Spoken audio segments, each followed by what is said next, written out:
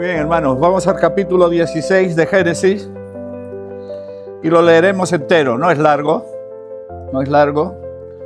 lo leeremos entero. Yo voy a leer en la versión de las Américas, que es la que me he traído hoy. A partir del versículo 1, la palabra dice así: y Sarai, mujer de Abraham, no le había dado a luz hijo alguno, y tenía ella una sierva egipcia que se llamaba Agar. Entonces Sarai dijo a Abraham: he aquí que el Señor me ha impedido tener hijos. Llégate, te ruego, a mi sierva, quizás por medio de ella yo tenga hijos. Y Abraham escuchó la voz de Sarai. Y al cabo de 10 años de habitar Abraham en la tierra de Canaán, Sarai, mujer de Abraham, tomó a su sierva Agar, la egipcia, y se la dio a su marido Abraham por mujer. Y él se llegó a Agar, y ella concibió, y cuando ella vio que había concebido, miraba con desprecio a su señora. Y Sarai dijo a Abraham: recaiga sobre ti mi agravio. Yo entregué a mi sierva en tus brazos, pero cuando ella vio que había concebido, me miró con desprecio. Juzgue el Señor entre tú y yo. Pero Abraham dijo a Sarai: mira, tu sierva está bajo tu poder. Haz con ella lo que mejor te parezca. Y Sarai la trató muy mal, y ella huyó de su presencia. Y el ángel del Señor la encontró junto a una fuente de agua en el desierto, junto a la fuente en el camino de Sur. Y le dijo: Agar, sierva de Sarai, ¿de dónde has venido y a dónde vas? Y ella le respondió: huyo de la presencia de mi señora Sarai. Y el ángel del Señor le dijo: vuelva a tu señora y sométete a su autoridad. Y el ángel del Señor añadió: multiplicaré de tal manera tu descendencia que no se podrá contar por su multitud. Y el ángel del Señor le dijo además: he aquí, has concebido y darás a luz un hijo, y le llamarás Ismael, porque el Señor ha oído tu aflicción. Y él será hombre indómito como asno montés. Su mano será contra todos, y la mano de todos contra él. Y habitará al oriente de todos sus hermanos. Y Agar llamó el nombre del Señor que le había hablado: tú eres un Dios que ve. Porque dijo: ¿estoy todavía con vida después de verle? Por eso se llamó aquel pozo Beer Lahai Roi. He aquí, está entre Cades y Bernea. Lo que quiere decir esto es el pozo del viviente que me ve. Y Agar, versículo 15, le dio a luz un hijo a Abraham, y Abraham le puso el nombre de Ismael al hijo que Agar le había dado. Y Abraham tenía 86 años cuando Agar le dio a luz a Ismael. Amén, hermanos. Pues hasta aquí la palabra leída. Ahora, la semana pasada vimos cómo Abraham recibe una revelación muy especial de Dios. Muy especial. Antes Dios le ha dicho, le ha mostrado el polvo de la tierra y le ha dicho: así será tu descendencia. Luego, en el capítulo 13, vemos cómo Dios le dice a Abraham: mira al oriente, mira al occidente, a derecha y a izquierda, porque todo esto te daré. Pero en el capítulo 15 vemos que Dios dice que saca a Abraham, no dice de dónde, lo saca de día y le muestra las estrellas. Y según la tradición, Abraham era astrónomo. Y ahora ¿Qué es lo que ha visto Abraham en las estrellas? Que su fe ha llegado a un nivel que Dios le justifica. Dios le justifica. Anteriormente solamente ha hecho dos altares. Dos altares. Pero ahora, después de que Dios le saca de donde lo sacara y le mostrase las estrellas, la fe de Abraham ha querido o ha tenido tal nivel que Dios le justifica. Amén. Y le promete un hijo de sus entrañas. De sus entrañas. Y Abraham lo cree. Y además, Dios hace un pacto con Abraham. Dios hace un pacto con Abraham. Lo vimos, ¿verdad? 3 animales de 3 años partidos por la mitad. Y luego un palomino y una paloma. Estos no se parten. Y es la forma que Dios tiene de hacer un pacto. Y además, por medio de la antorcha, una antorcha de fuego, no tocamos esto, pero es Dios mismo quien está pasando por medio de ellos. Es un pacto entre yo, dice Dios, y tú. No tú y yo. Es un pacto basado en una promesa que Dios hace con Abraham para darle seguridad, para mostrarle su voluntad, parte de su plan, y 3, para que su fe aumentara. Amén. Pero va pasando el tiempo, no sabemos cuánto, posiblemente casi 10 años, y la promesa sigue siendo una promesa. La promesa sigue siendo una promesa. De tus entrañas tendrás un hijo. Y bueno, ya hay cierta impaciencia. ¿Será que Dios necesitará nuestra ayuda? ¿Habrá que ayudar a Dios en todo?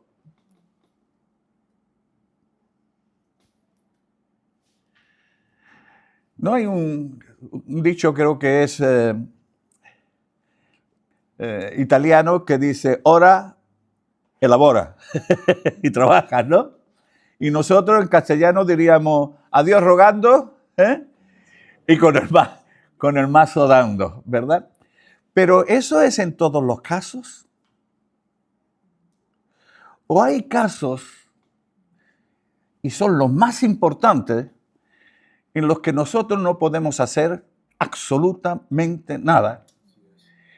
Solamente Dios puede hacerlo. Y hermano, es muy, muy bueno y muy necesario aprender esto. Porque si no, con la mejor intención, podemos meter la pata. Con la mejor intención, más que ayudar a Dios, le estorbamos. Más que ayudar a Dios, le estorbamos.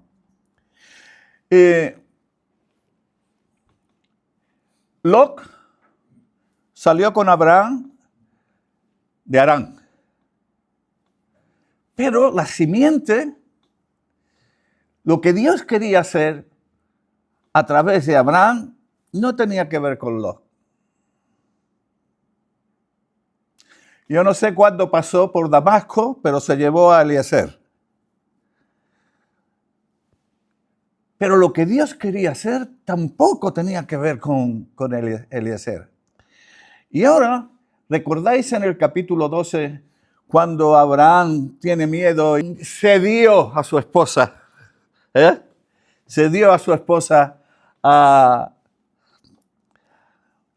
Faraón, y a cambio de muchas cosas, porque dice que Faraón le dio riquezas, le dio camellos, le dio asnos, le dio siervos y siervas. Y una de esas siervas sería Agar. Es muy posible, ¿verdad? Es muy posible que una de esas siervas fuese Agar. Y entonces a Sarai se le enciende la lamparita. Bueno, ¿por qué no le echamos una mano a Dios? ¿Por qué no le echamos una mano a Dios? Te voy a dar a Agar, mi sierva, como esposa. No dice como concubina. Se la dio por mujer. No como mujer. Estamos mirando esto y se la dio por mujer. No me voy a meter mucho en esto, pero Abraham, a sus 75 años, se llega a Agar y va a tener un hijo. Va a tener un hijo que se va a llamar Ismael. Cuando Agar se ve embarazada, pues entonces se ve por encima de Sarai. Se ve por encima de Sarai y empieza a despreciarla. Sarai, que se da cuenta, pues empieza a maltratarla. Y Agar, pues la solución que ve es salir corriendo de aquí.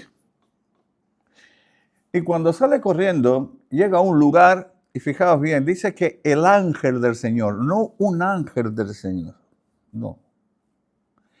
El ángel del Señor se le presenta y habla con ella. La comprensión que ella tiene es que es Dios. Y se extraña de seguir viva. Después de que el ángel del Señor le dijo, no, mira, vuélvete porque lo que hay en tu vientre, Dios tiene planes para él. Va a ser grande y va a tener una descendencia grande, va a ser fuerte y además reverde y cabezón. Va a ser reverde y cabezón, ¿verdad? Pero vuélvete y sométete a Sarai. Sométete a Sarai. Así que ella, después de esta comprensión y además en ese pozo que se llama, ¿verdad?, el viviente que me ve, se vuelve bajo la autoridad de Sarai. Porque ya todo esto estaba trayendo problemas matrimoniales. Abraham con Sarai, ¿verdad? Aunque la idea parece ser que fue de Sarai, pero bueno, algo pasó ahí que Sarai termina culpando a Abraham. Sarai termina culpando a Abraham. Y yo pensaba, hermanos,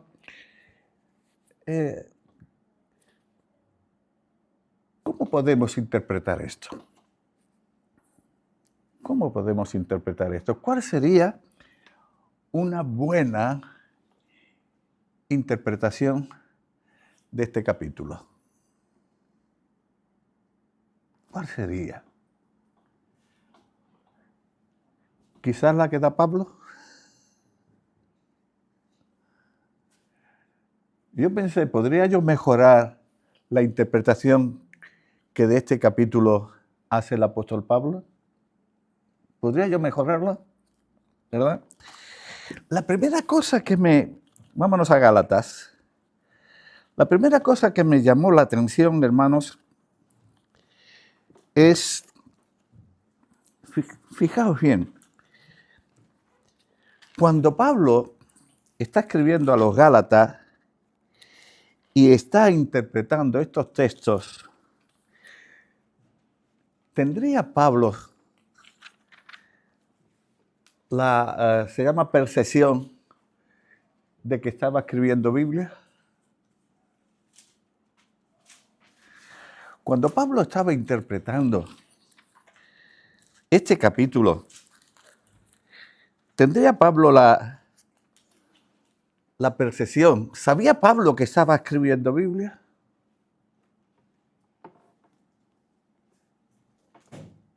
Pienso que no. Él estaba escribiendo una carta a los Gálatas. Estaba escribiendo una carta a los Gálatas. Pero cuando la interpretación que hace un hombre de Dios de la palabra de Dios es de acuerdo al corazón y a las enseñanzas de Dios, Dios convierte las palabras de Pablo en palabras de Dios.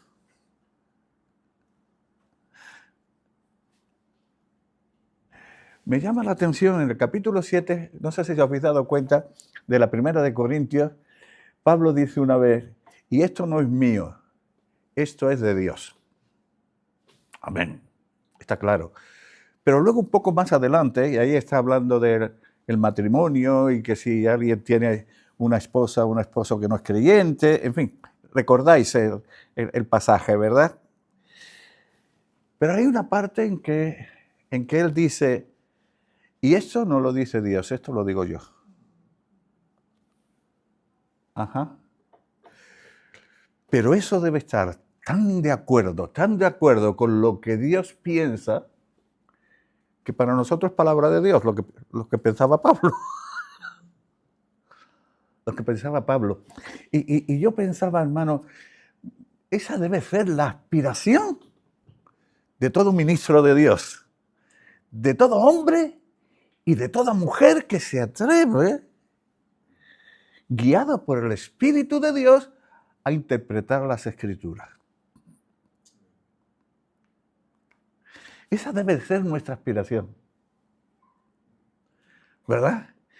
Que lo que sale de mi boca no solamente lo ha puesto Dios en mi corazón, sino en la forma de expresarlo, también es como Dios quiere que sea expresado.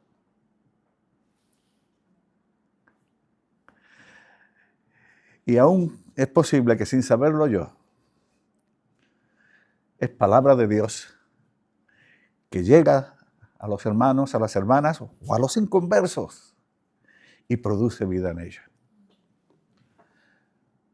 Produce vida en ellos. Qué cosa más hermosa, ¿verdad? ¿Ah? Poder tener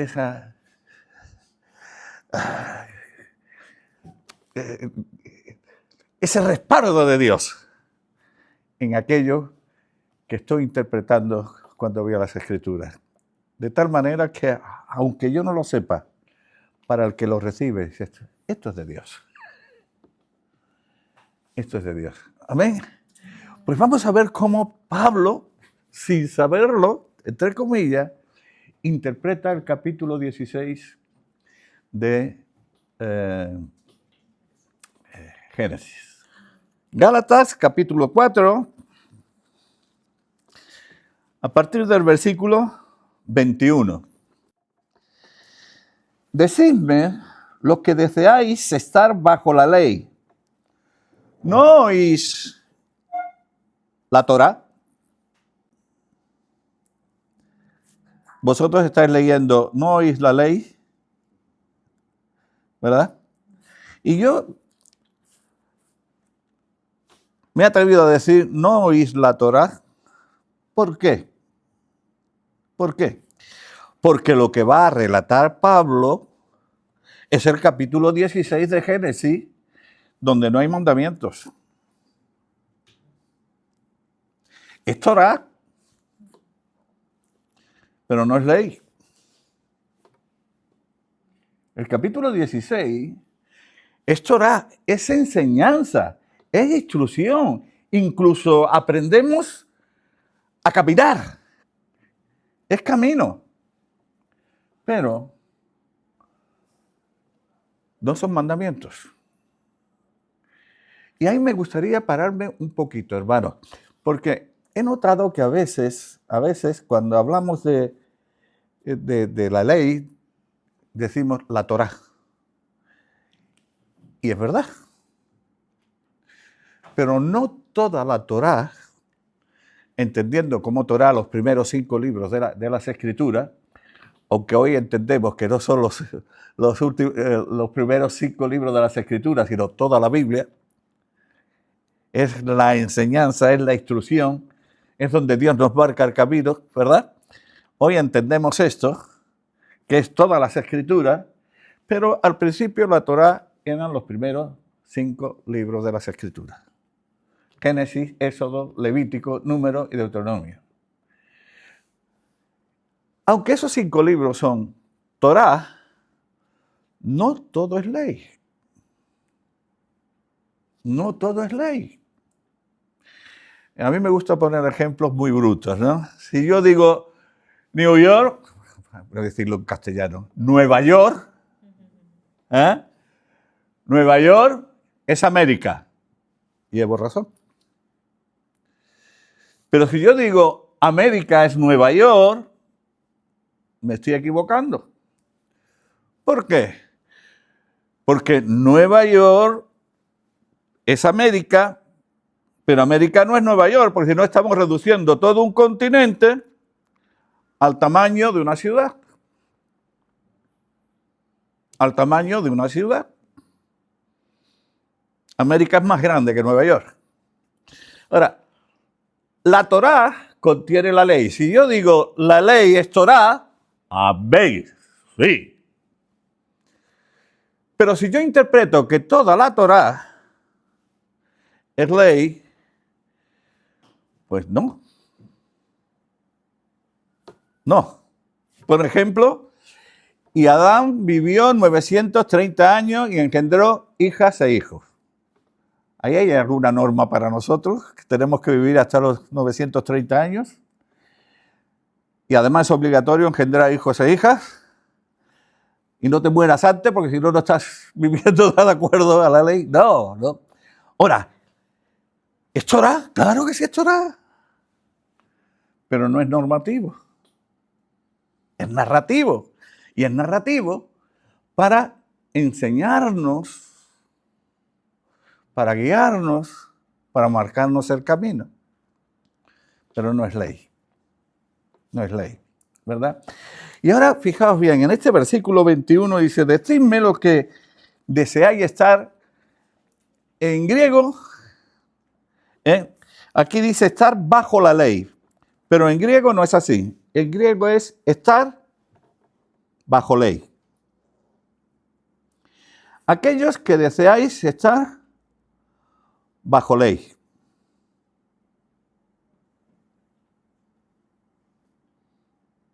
No habéis, no leído, sino oído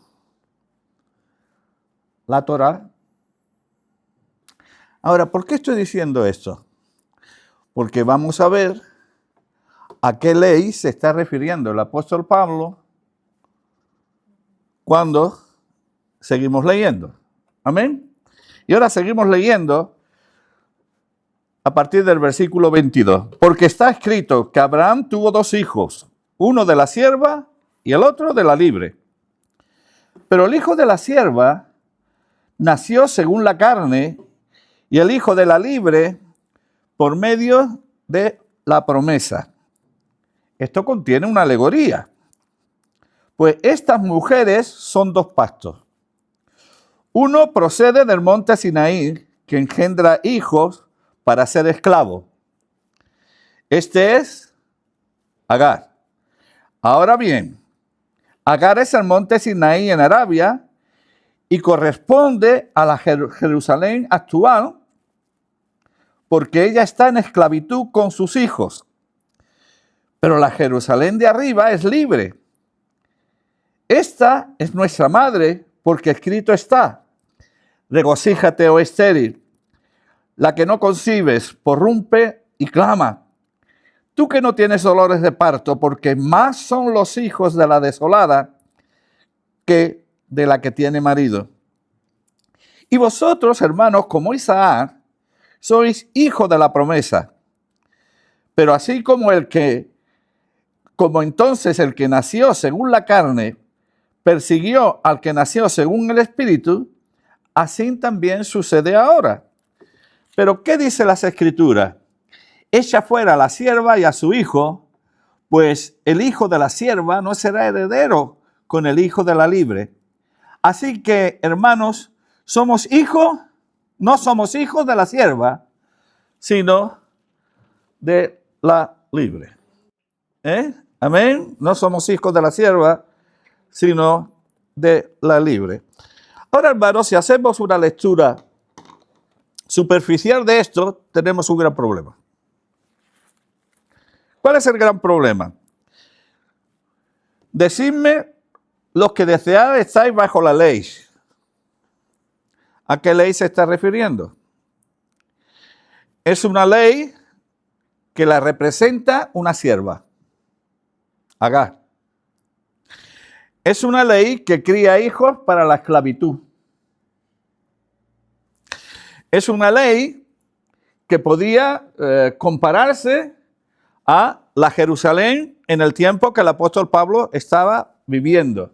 Una Jerusalén corrupta, una Jerusalén donde el sacerdocio estaba corrompido totalmente. El mismo Señor Jesús dejó de decir en el templo: habéis convertido la casa de mi padre en cueva de ladrones.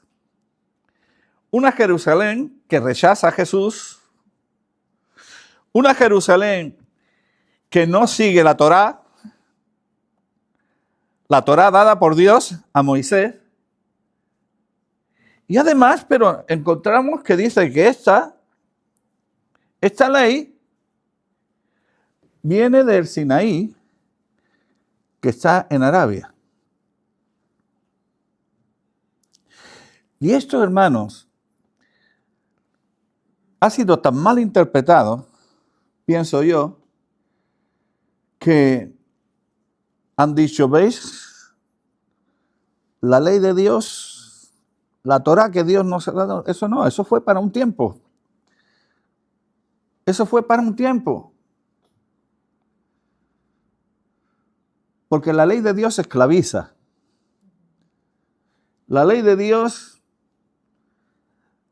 fue dada, produce carne, fue dada nace de la carne. La ley de Dios nace de la carne. La ley de Dios es tan mala que necesitamos la gracia. Así se ha interpretado estos textos por años. ¿No?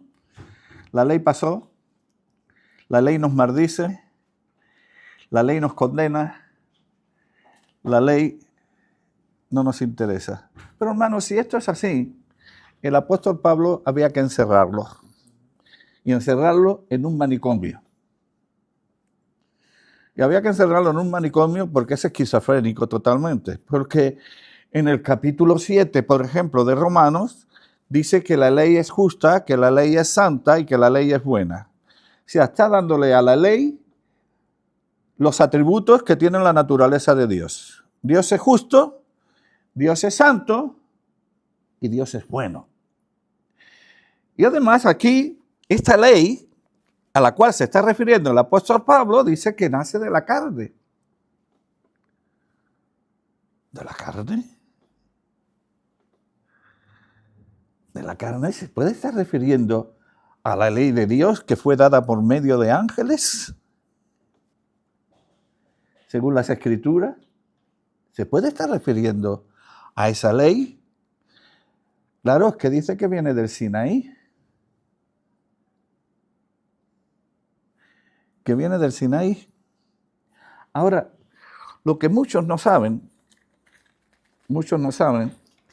es que hay una tradición en el pueblo hebreo que le llaman una tradición que tiene que ver con la ley oral.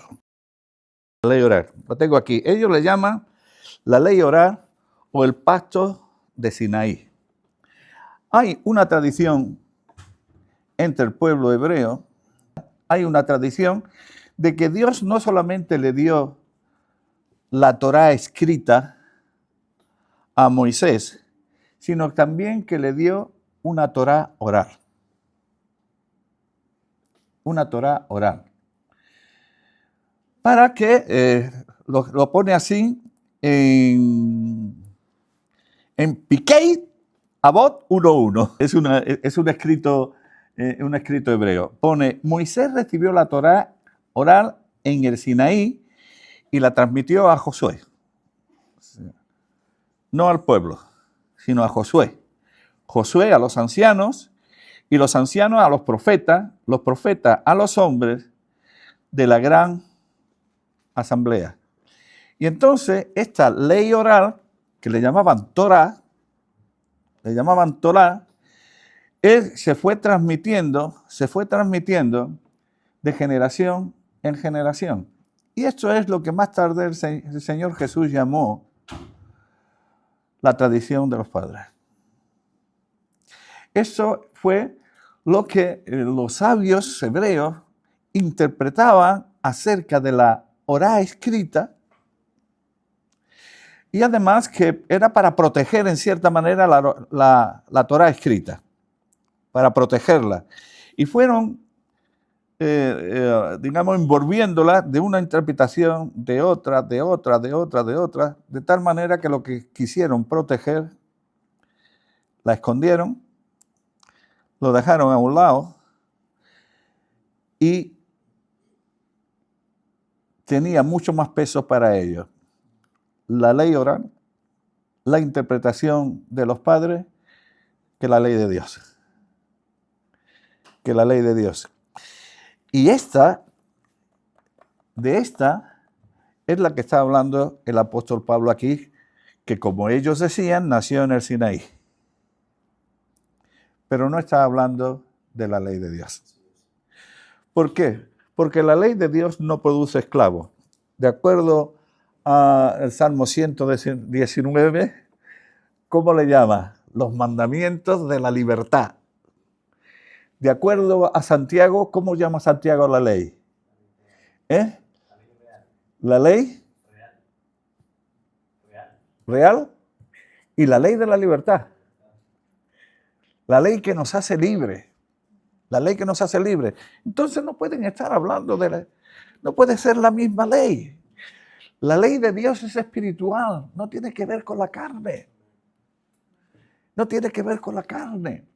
La ley de Dios nos liberta. La ley de Dios nos liberta. ¿Por qué? Porque nos enseña a andar para lo que hemos sido salvos. Estamos siendo transformados y de acuerdo a su voluntad. Amén. Y yo recuerdo cuando estudiamos Gálatas hace algunos años, no sé si casi 3 años ya, estábamos estudiando Gálatas y entonces puse en la pizarra esto que tengo escrito aquí, ¿verdad? Entonces, digo, este pasaje nos habla de 2 mujeres, de 2 hijos, de 2 nacimientos o procedencias, nos habla de 2 ciudades, nos habla de 2 estados, esclavo o libre, y nos habla de 2 leyes. ¿Verdad?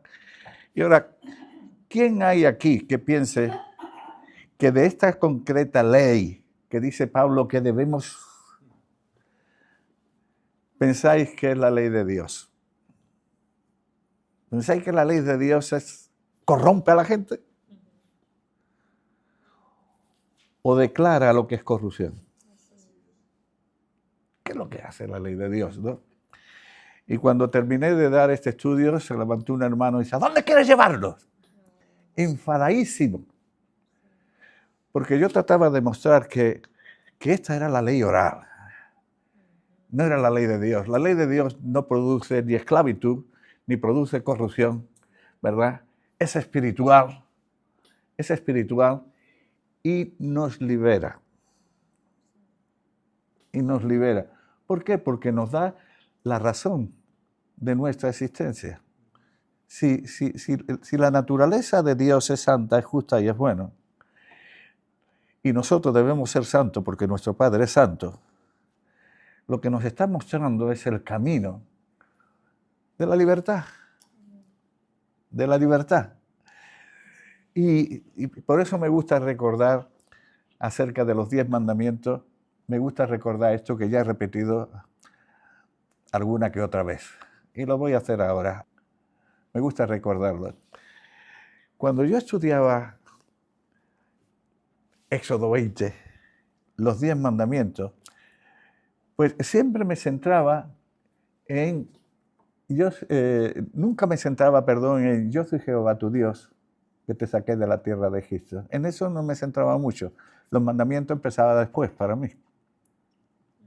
Empezaba para mí, ¿verdad?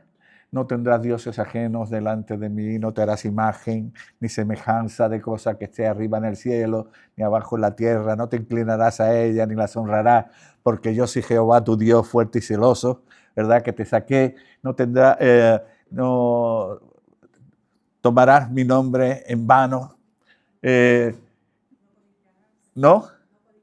No codiciarás, no robarás, no matarás, honra a tu padre y a tu madre, guarda el Shabbat, ¿verdad? Pero yo nunca me había fijado de que en realidad los mandamientos no empiezan en no te harás imagen, sino empiezan, yo soy Jehová tu Dios. Hasta que el Señor, por su gracia, quiso encenderme la lamparita. Eso que en vez en cuando Dios te da un flac. ¿Qué significa que Él es Jehová, mi Dios? Significa que Él es mi vida. Jehová es el Señor salva. Es el Señor salva. Significa que Él es mi vida.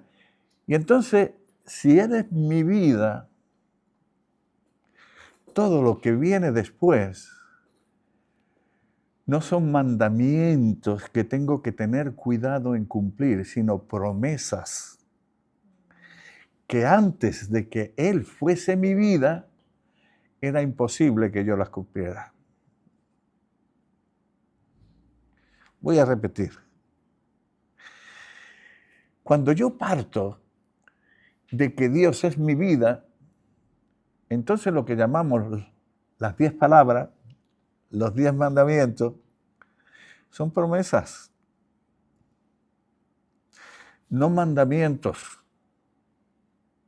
No mandamientos. Porque siempre pongo este ejemplo, si yo no quiero que cuando vienen mis nietos a casa, que allí hay una piscina, no es mía, es de todos los vecinos, pero allí hay una piscina, y no quiero que se bañen en la piscina, no les digo, no te bañarás en la piscina, digo, no te bañes. Eso es un mandamiento, no te bañes. El no te bañarás es una intención. Puede ser una promesa.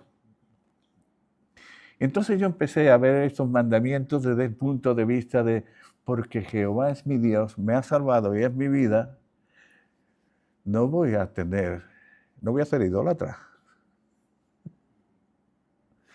Porque Jehová, Dios es mi vida, no voy a tomar su nombre en vano. Tomar su nombre en vano no quiere decir, ay Dios mío, hoy he dicho Dios sin darle la importancia que tiene su nombre. No. Tomar el nombre de Dios en vano es decir, que Dios es tu Dios y vives como te da la gana. Y tú puedes llamarle y perdonar, no hay ninguna mala intención en esto que voy a decir, pero tú puedes llamar a Jehová Dios el Eterno y vivir como te da la gana. Y estás tomando, aunque estás procurando no decir Dios, estás tomando su nombre en vano, por lo menos ese atributo, su eternidad. Su eternidad.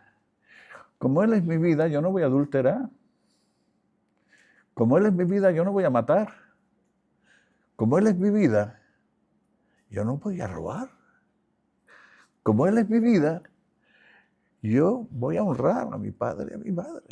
Como Él es mi vida, yo no voy a codiciar. ¿Por qué? Porque Él es mi vida. No solamente el motivo de vivir, sino la fuerza en la cual vivo.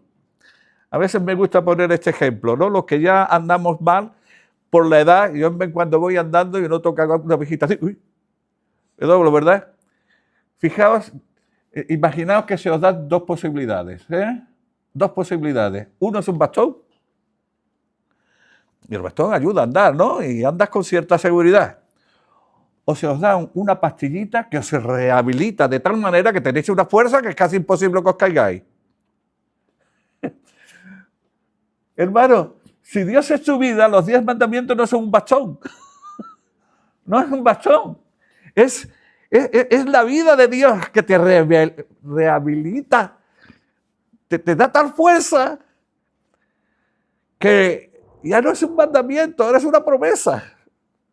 No tomemos, si tenemos la vida de Dios, no tomemos la ley de Dios como mandamientos que son un bastón que nos ayuda, que me revienta, pero ¿qué voy a hacer? Porque si hacemos eso, con la Torá, estamos haciendo lo que se dice en el capítulo 1 de Isaías, ¿no? Que Dios tiene que decir, vuestros holocaustos, vuestras ofrendas, me son un fastidio. ¿Por qué? Porque vosotros decís, ¿qué fastidio es esto? ¿Qué fastidio es esto? Hermanos, la Torá es maravillosa. Y cuando disfrutamos de que Jehová Dios es nuestra vida, es el camino de la libertad, es el camino del gozo, es el camino de vida, porque estamos andando en la propia naturaleza de Dios. Dios es justo, Dios es bueno, Dios es santo.